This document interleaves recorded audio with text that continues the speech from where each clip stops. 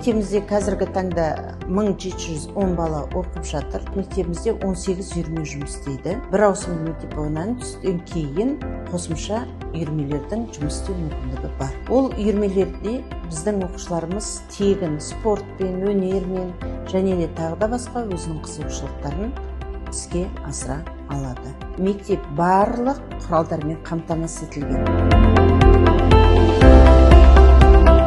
Бұл мектептің бір ерекшелігі оқушыларға және мұғалімдерге барлық жағдай жасалған.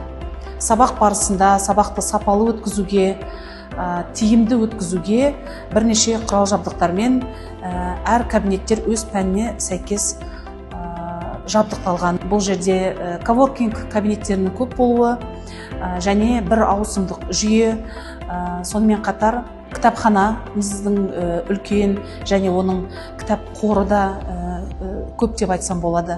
Біз сабағымызды беріп болғаннан кейін, түстен кейін оқушылармен шығармашылық байқауларға дайындалуға көп мүмкіндік бар бұл жерде.